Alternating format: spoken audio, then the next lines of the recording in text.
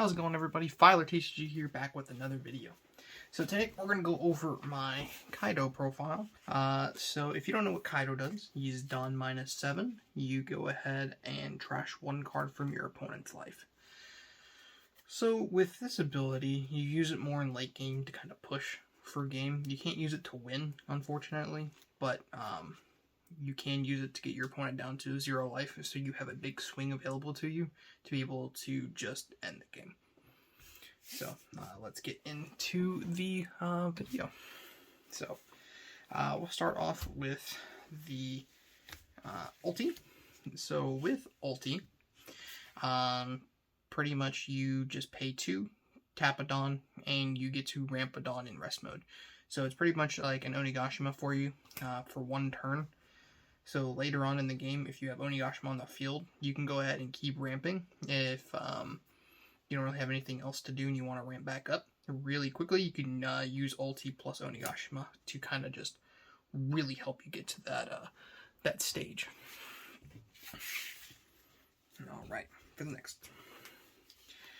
Stick with the other 2 costs. We have Black Maria.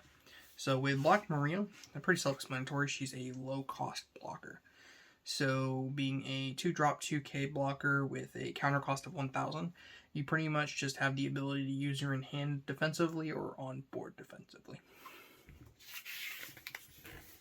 And for our next one, we have our next blocker. Pretty much just another Black Maria. But instead of 2,000 power, we have 3,000. So with Kurozumi Higashiri as another blocker with a counter cost of 1,000. So you can pretty much do the same thing that you have with Black Maria, but you have another option. So pretty much you have 8 2-drop blockers in your deck.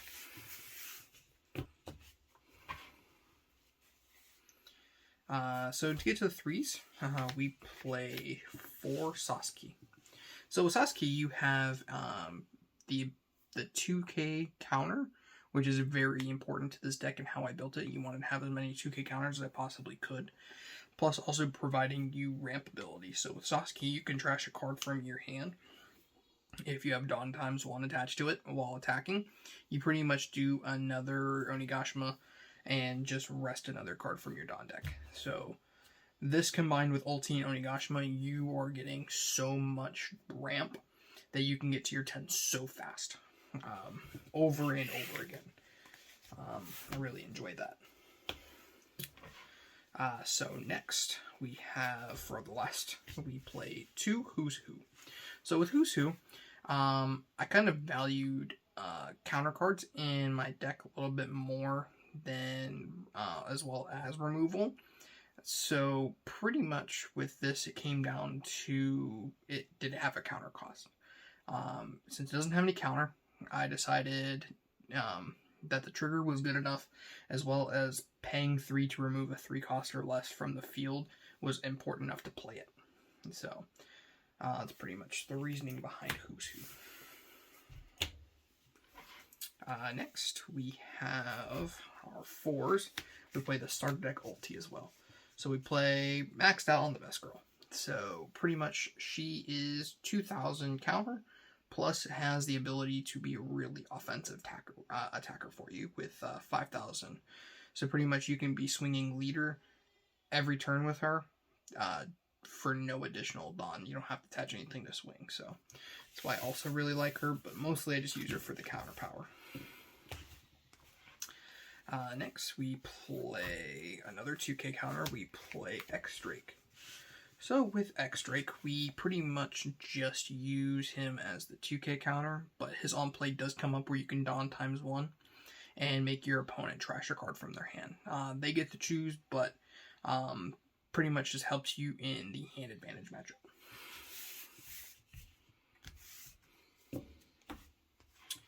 And then we'll go into our last 5. We play the starter deck Queen. So with Queen, being a 6,000 blocker, more than likely to stay on the field, only have to use 5 for it, and has counter potential in your hand. So you can use this defensively in your hand or on the field but the on-play ability really helps you fix your hand and helps you dig a little bit deeper for what you need because you get to draw 2, discard 1.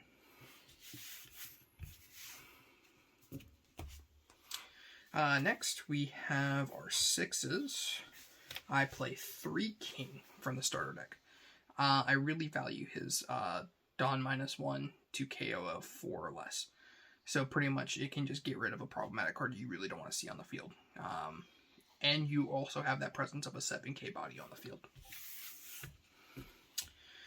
Combined, the reason why I'm playing 3 of that, I also play 2 of the 7-drop King, which removes a 3 cost, and then if you do, you can remove a 2 cost or less as well.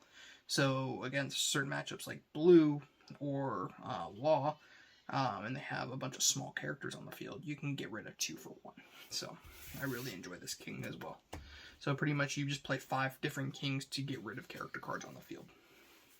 Next, we play the starter deck Kaido. So with the starter deck Kaido, Dawn -5, you go ahead and give yourself Rush as well as KO a character card with a cost of 6 or less on the field. So that pretty much gets rid of most of the problematic cards that you're going to really have to deal with. And pretty much you have that 10k swing to really just drive home your advantage. And for the last character that we play, the all-important board wipe that came out of OP01. For Dawn -6, you board wipe yourself and your opponent except for this card.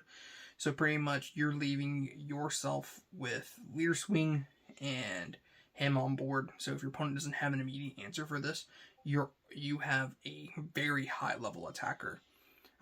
Plus, if you keep your ramp in your hand, you can use your next turn to get back up to 10 really quickly.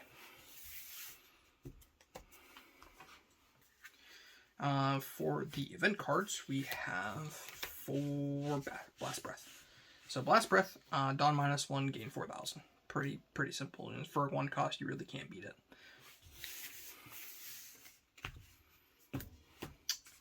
And then we play 2 Thunder Bayuga.